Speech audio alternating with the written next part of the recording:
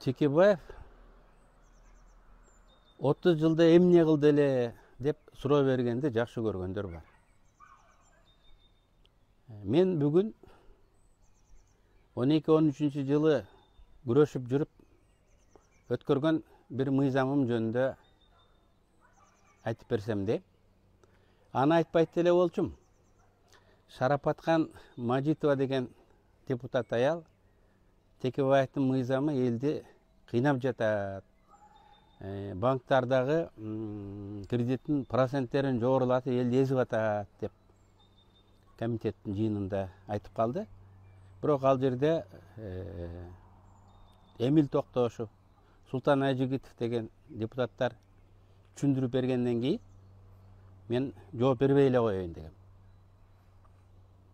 Кечээ дагы эки граждандык активист деп коелук киши, бир аял, бир эркек, Текебаевдин мыйзамдары элдин канын ичип атат деп сүткорлукту чектөө боюнча мыйзамды көтөрүп сөз кылып атат. Өтө жогору пайызга дагы 13-жылы Текебаевдин сүткорлукка каршы деп аты сүткорлукка каршы, заты сүткорлорду колдогон мыйзам кабыл алынып алып, 18-20% менен берип жаткан банктардын үстүнө бул кошумча жөндөн жөн эле кошулуп калган пайыз болуп туруп, бүгүнкү күндө ошо банктан кредит алгандардын 70-80% элдер жабыркап, жалгыз үйүнөн ажырап көчөдө калды да. Булар бул маселенин, проблеманын тарыхынан кабары жок адамдар. Бул мыйзамдын маңызын түшүнбөгөн адамдар. Балким түшүнгүсү келишпейт. Мен эми тарыхынан кыскача айтайын. 2010 жылдан кийин 2011-12 жылы жогорку кеңешке тынымсыз аялдар Баткенден, Көлдөн, республиканын бардык жагынан аялдар митингге чыгышты. Алар карыз алдык дейт. Карызыбыздан кутулбай атабыз. Зар болуп туруп, муктаж болуп туруп, 20-30 миң карыз алсак, проценттери асман тээп, пенясы көбөйүп, үйүбүздү алып койду деп келишти. Ошол кезде микрокредиттик организациядан 1,5 миллион адам карыз алган экен. Ал эми лицензиясы жок тараптардан дагы 1,5 миллион адам карыз алса, 1 миллион адам бири-биринен карыз болуп эле жатып калган. Ар бир үй карыз болуп калган.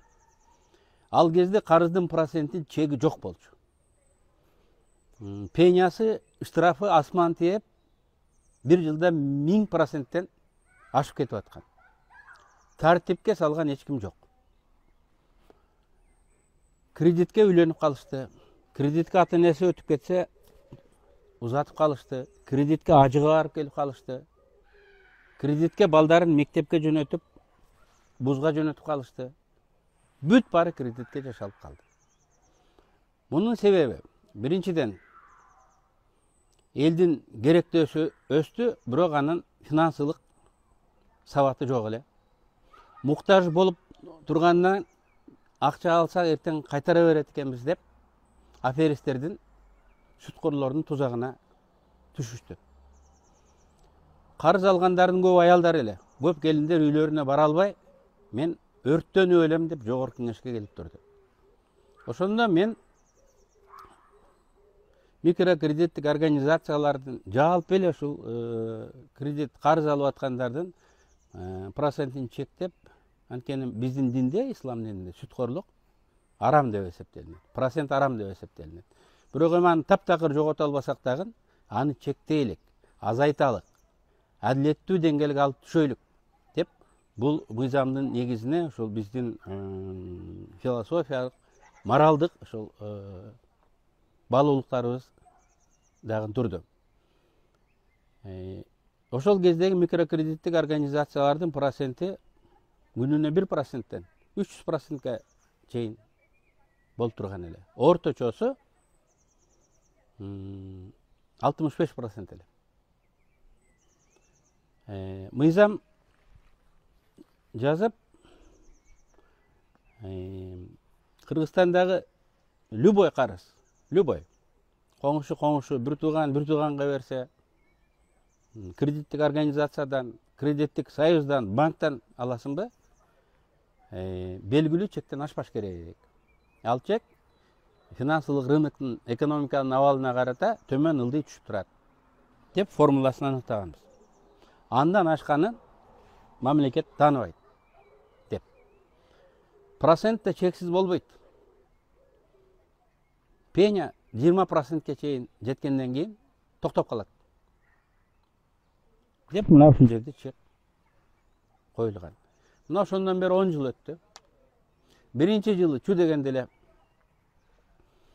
микрокредиттик организациялардын проценти 38%ке түшүп, ушул карапайым адамдар, карыз алган адамдар жылына 3-4 миллиард сом экономдоп калды. Мына 22 жылы микрокредиттик организациялардын кредиттик портфели 28 миллиард сом болуптур. Ал эми процент 29-30га чейин түшкөн. Ал эми кредиттик союздарды 25%ке түштү. Ошентип, ушул мыйзамдын эсебинен акыркы жылдары жылына карыз алгандар 8 миллиард сом жеңилдик алып отурат. Эгер орто эсеп менен 5-6 миллиард жылына экономдоду дей турган болсок, ушул мыйзам ишине кирген 10 жылдын ичинде биздин граждандар 50-60 миллиард сомдук менден деп кое берейин эми.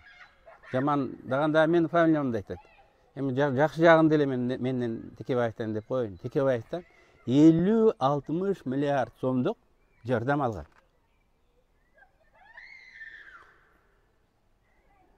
Эми ушуну түшүнүппү, түшүнүп эмеспи, Текебаевдин мыйзамы элди тоноп атат деп айтса, ага ишенген адамдар, миңдеген просмотрлар, лайктар, комментарийлер, адамдар мындай ишене берет экен. Мен жана айткандай, көбүбүз ушул тарыхты тез унутабыз. Маселенин тарыхын унуттук. Мыйзамдын маңызын түшүнбөйбүз. Мыйзам мурун чексиз болгон кредиттик процентти чектеп койду. Мурун чексиз болгон пеняны көбүрүп жабыр эле көбөйүп кете бере турган болсо, 20%тен ашпайт деп койду. Мына ушунусу менен бул сүткөрлүккө чек койду. Бирок тилекке каршы бул улуттук банк лицензиялаган микрокредиттик организацияларда гана чек койду. Ломбардтарда бизнесмендер, лицензиясы жок адамдар биринен бирине берген карыздарга бул мыйзам тилекке каршы иштей элек. Бул мыйзам соттор, сиздер угуңуздар, прокурорлор, силер уккула, мыйзамдын аткарылышын көзөмөлдөй турган депутаттар, сиздер уккула, депутат Шарапатхан Мажитова, сиз угуңуз, мыйзамдын аткарылышын көзөмөлдөп баардык сферага биз киришибиз керек. Мисалы, акча эле эмес, акча каражатын эле эмес, материалдык каражаттарды бири-бирине берген дагы проценти чектелген болуш керек. Ал эмне? Дыйкандар жазында жер айдай албай май карызга алышат. Күздө мынча килограмм пахта, мынча килограмм будай жеп башка өндүргөн товарымды берем деп. Көзү жалдырап турган дыйкан үрөнү жок, үрөн карызга алат. Жер семирткич себем деп жер семирткич карыз алат. Материалдык каражаттарды карыз алат. Ага үстөк кылып, килограммдап түшүмүнөн өткөрүп берет. Биздин министрликтер дагы так ошону укук коргоо органдары эсептеп, ал жерден дагы 30%тен ашып кетпегендей болуш керек. Эгер аны төлөй албай кечигип коюп турган болсо, пенясы 20%тен ашпай турган болуш керек. Бул жактан дагы 10 миллиардка жакын карапайым элге эконом жеңилдик алып келсе болот.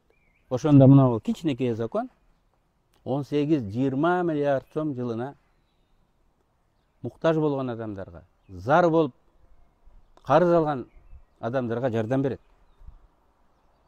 Мен мына жакында Камчыбек Ташиев карыз алгандардын нааразычылыгы мамлекеттик коопсуздуктун рангына жетти деп проценттер маселесин көтөрүп чыкты. Туура көтөрүп атат. Анткени көп өлкөлөрдө элдин баары бири-бирине карыз болуп, төлөй албай карыздын сазына батып, революциялар болгон. Чаң тополоңдор болгон. Карыз алып сазга баткандар колунда барларды жаман көргөн. Класс болуп бөлүнүшүп, бири-бири менен душмандары болушкан.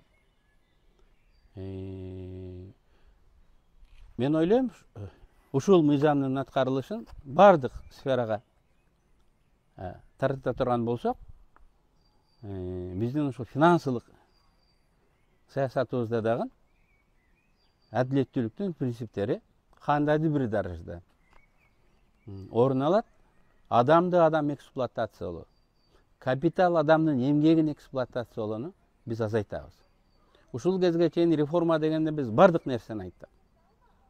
Социалдык адилеттүүлүк, адамды адам эзгенди, адамдын бирөөнүн мээнетин бирөө алганды чектейлик, токтотойлук деген маселе коюла эле келе.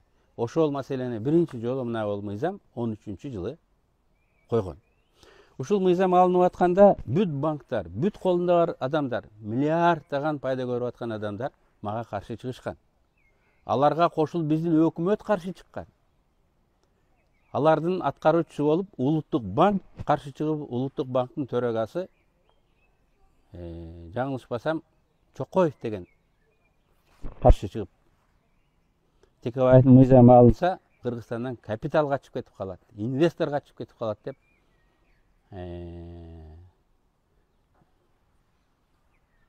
мыйзамга каршы деп чыгып жүрдү. Мына ушул Чокоев 21-жылы кайра Улуттук банкка төраган орун басары болуп келиптир. Эми ошентип мыйзамды төрөлө электе жаман көргөн, төрөлө электе каршы иштеген адамдар ушул мыйзамдын аткарылышына кызыктар болобу? Ушул мыйзамдын аткарылышын көзөмөлдөсө болобу? Көзөмөлдөй алышабы ушулар? Кеп мына ушунда. Мен карапайым адамдарга дагы бир жолу кайрылгым келет. Албетте, жалдырап турганда досуңдан, тууганыңдан, коңшуңдан 30%-тен көп болсо деле макул болуп ала бересиң. 50% менен, 100% менен. Күнүнө 1%-тен Сома деген онлайн кредит берген организация күнүнө 1%-ке чейин ушул законду айланып өтүп эле берип жүрбөдү. Күнүнө 1%-тен 365% болот жылына. Анда ала бересиздер. Бирок бир нерсени билип койгула.